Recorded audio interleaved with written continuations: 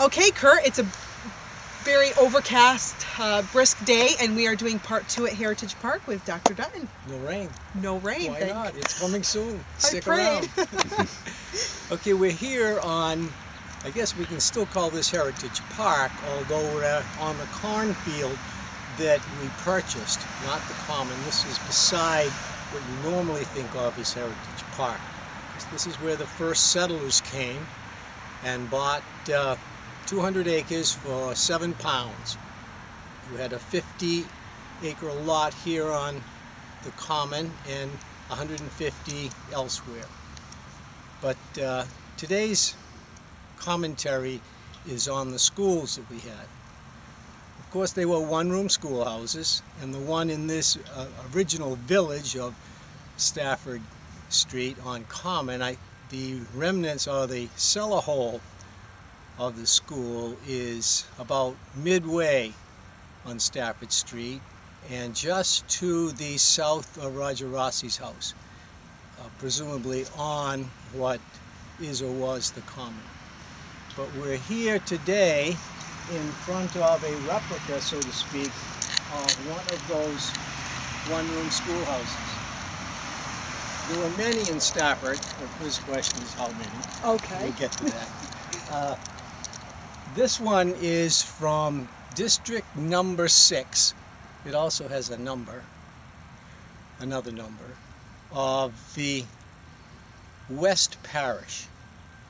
Originally, the churches controlled just about everything, including the schools. And when the people got tired of walking from West Stafford to the church in Stafford Street, they decided to have their own church, which they eventually got, and therefore controlled all the schools west of the Middle River.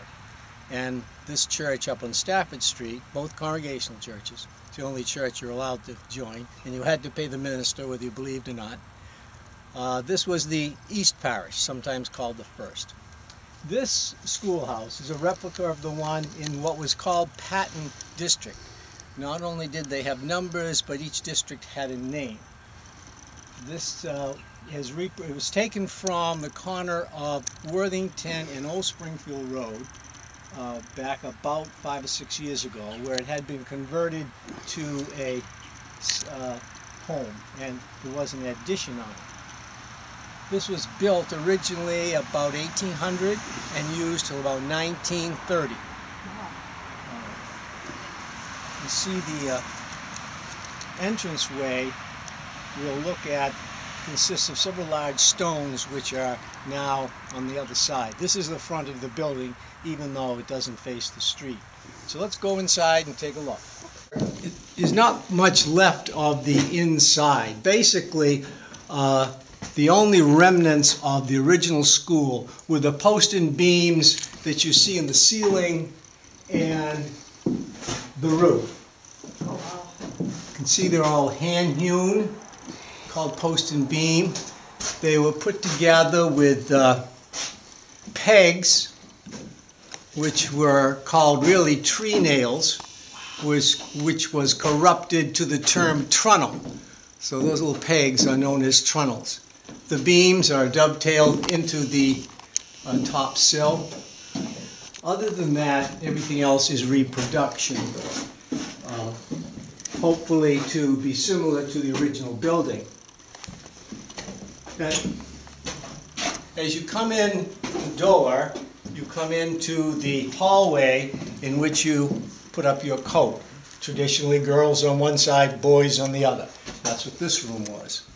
Inside, there was just one room. These posts in the middle are not necessary and will come out eventually.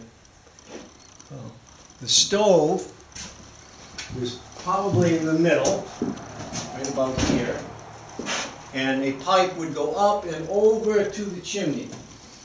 If you look at the chimney, you will see unusually it stops at the attic, and that was common in all of our one-room or two-room schools. The Historical Society, who did all this work, found as a support a grinding stone, the hole in the center of which must have been much larger than you commonly see. And the pipe went up into that flue in the chimney. The windows are new in a sense, but the Historical Society did find some glass that was old. You can tell old glass by the waviness of it and imperfections. There's one right there. They were lucky to find that glass and put it into these windows. Over on this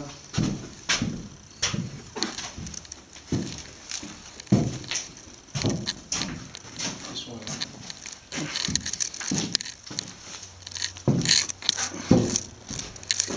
This was the teacher's closet where she kept all her supplies. We forgot to mention the wood, of course, would be stacked perhaps outside, much of it, but also inside in the clothes closet.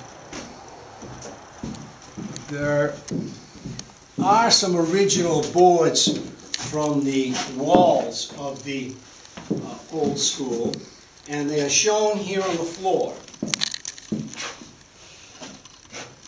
Now, interesting enough, you can see the outline of the school desks, starting in the front with the smaller ones and going to larger ones in the back of the room. Those boards, of course, are original. Wow.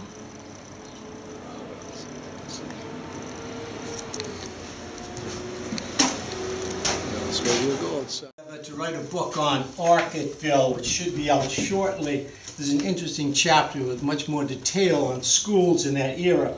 But I would like to read to you one little paragraph from my book that talks about the details, all these subjects that the state required to be taught in 1896. These are dictation, spelling, arithmetic, geography, history, civil government, reading, grammar, language, penmanship, physiology, elementary science, drawing, singing, and physical culture.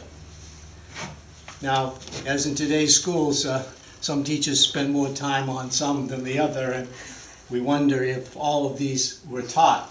School usually had 2 sessions, a winter and a summer session versus today, but of course the school rotated around the farming community, and springtime was planting and fall was harvesting. Of course, there was plenty of haying work to do in the summer, and there was a great deal of absenteeism.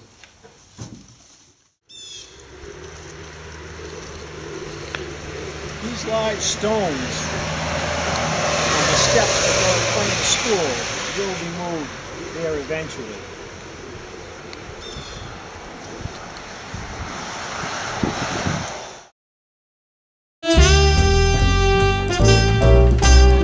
Okay, here it is. Quiz time.